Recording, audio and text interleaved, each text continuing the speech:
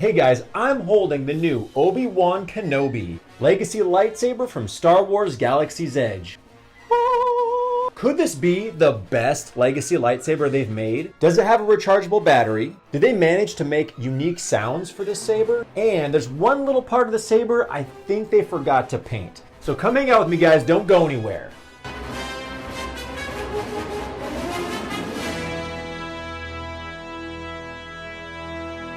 Hey Star Wars fans, thank you so much for clicking on my video. This is Finding the Force. They call me Obi-Dad Kenobi. Hello there. I swear I'm a Star Wars channel. I am. I cover the conventions, theme parks, but I love lightsabers. I think this is probably the most anticipated Legacy lightsaber, maybe like ever. Maybe since they even opened Galaxy's Edge. Leave a comment down below what you guys thought of the Obi-Wan Kenobi series, seeing Darth Vader again, seeing little Leia as a child. I thought John and Dave did a great job. I thought it was really unpredictable, and I just loved having more Star Wars. I just enjoyed every minute of it. Seeing all the Inquisitors live action was pretty awesome, so let me know what you guys think. Couldn't be more excited for this lightsaber. As I start this video, I have to stop. And I have to thank one person for lugging this thing on a plane all the way from Disneyland. Thank you so much to my good friend Disneyland Nurse for picking this up for me. You're the man, Scott. Thank you so much. Make sure to check out his Instagram at the end of the video.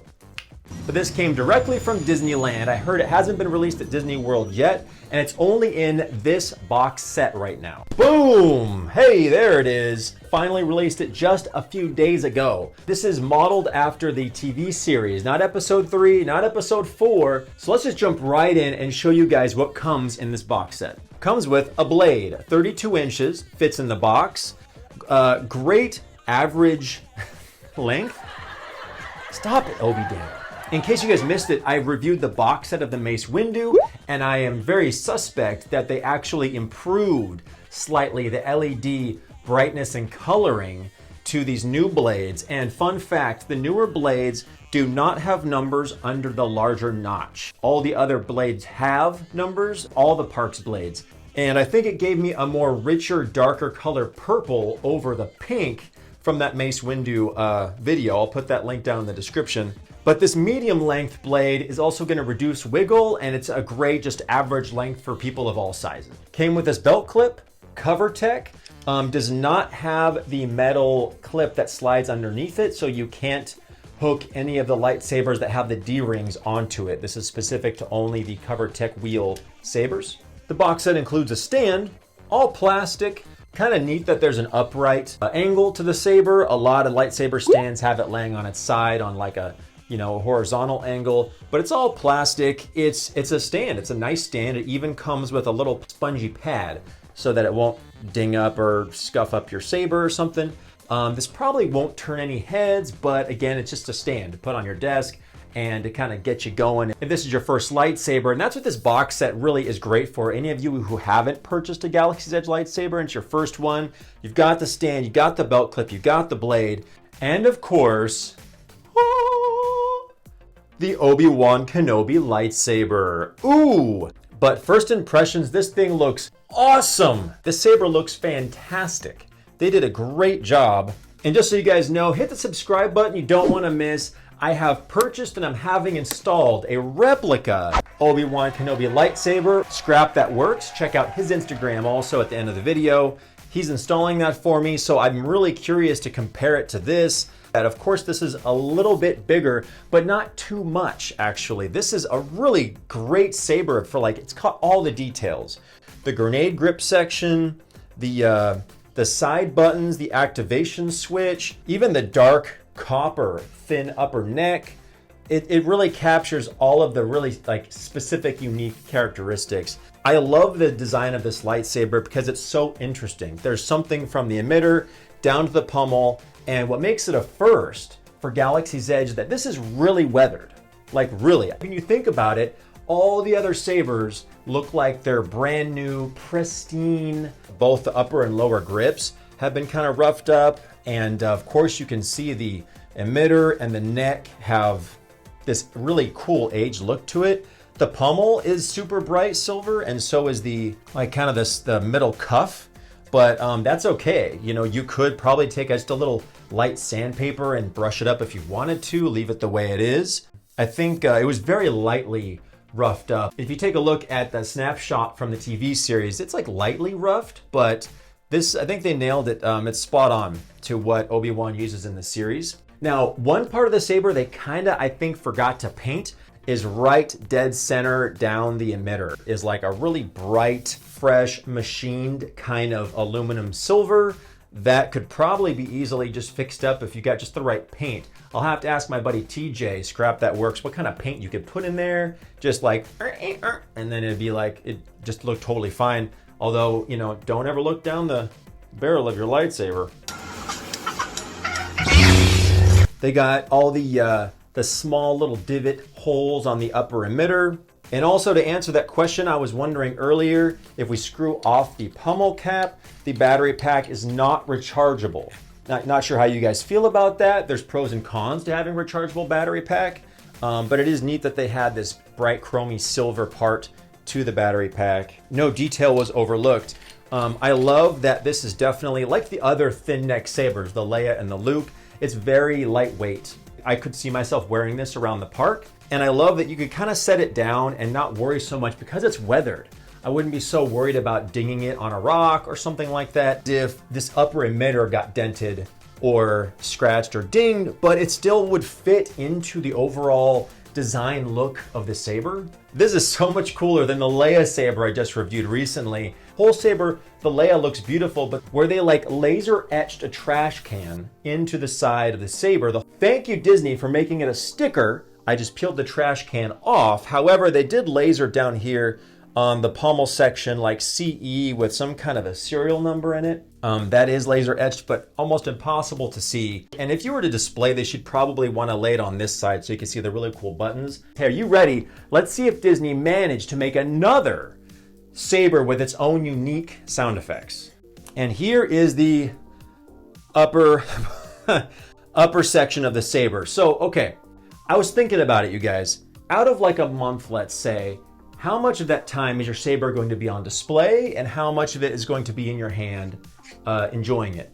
And we, of course, would love to say that we would enjoy our sabers more often than maybe we really do. This saber, I think, in my opinion, is probably the best out of all of them at Galaxy's Edge because it has such an awesome display upper half section, just like the Leia and Luke, that when it's on display, it's gonna look great. And for the few times that you turn it on and have some fun with it, it's not a flattering look. It's not. I keep thinking of a pelican choking on a fish, trying to like get it down its gullet. That's what I think of when I see this neck. You know, who cares? It's like it's gonna be dark outside, you're having fun with a saber, and you're more paying attention to the sounds and swings. So I know the neck is kind of chunky, but you're not really displaying it like this. You have a more like screen accurate display emitter. So I'm not really too troubled by the neck, actually. I know you're probably wondering, is it going to make a different colored blue? I doubt it. I think these blades probably only make 6 colors, but I wish they would surprise us with like an orange or a teal or something kind of new. All right, guys, hang on to your socks. Here we go. 3, 2, 1. Oh, yeah.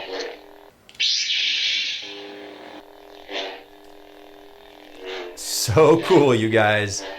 Has the classic ignition sound, but it does have like an Obi-Wan swing sound effect.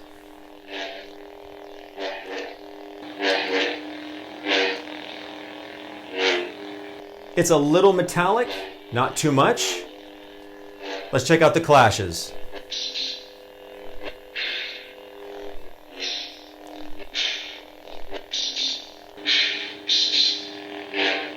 And you see that? There is a 2. There's a 2 clash effect that you can trigger. Boy, that blade is really a dark, deep blue. I might have to put this in one of my other blue, like my Ben Solo or the Skywalker, to see if it comes out this blue, but it's really a deep royal blue color. And let's deactivate. Oh yeah, the Obi-Wan deactivation sound, I recognize that. I love Galaxy's Edge sabers because they work, you guys. After reviewing that Leia, like, you couldn't even do this without triggering clashes and all kinds of stuff. They're doing too much. It's kind of a hot mess. That drives me crazy. And, wow.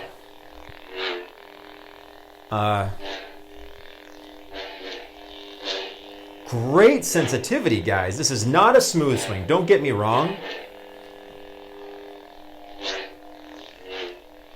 Wow. But I mean, this is really cool for being an kind of a triggered audio for any kind of motion. I think this sounds great. Some unique clash effects. Kind of sharp, makes me think of the original trilogy, more vintage. Oh, you guys, that is so cool, man. New favorite lightsaber, you know, and I know I just wore this shirt in a recent video, but I had to. How could I not? It fit perfectly, you know? By the way, guys, I know we've covered in the videos, I do have kind of basketball player hands, but with the dueling emitter, how it's a bit thinner at the very top of the upper grip, I mean, it does, even though you got a Galaxy's Edge saber, there's some possibilities for some spinning and tricking here. More than I think any of the other sabers that I could think of. That this is very user-friendly to doing some cool tricks and spins. Oh yeah, what a win. So is Disney being cool by having the box set, or are they just trying to be sneaky to make you pay for the blade, the stand, and the belt clip? Let me know what you guys think, because you're not getting a deal. You're basically paying for all of them individually. You're not saving 10 or 20 bucks. It was $219 before tax. It was on sale for like a minute on Shop Disney website before it sold out. I'm really impressed. I mean, even take a look at this dueling upper half. It looks fantastic, you guys. The airbrushing of like the weathering and the darker shades of the paint looks fantastic on the dueling, the emitter. And you could definitely get away with walking around the park with this a little bit, no problem. So thank you guys so much for hanging out with me, and another special thank you to Disneyland Nurse for bringing this back all the way from Disneyland in record time, faster than shipping could have done. So thanks a lot, bud. Really appreciate it. You guys be safe out there and make sure to have an awesome Star Wars day. Yeah.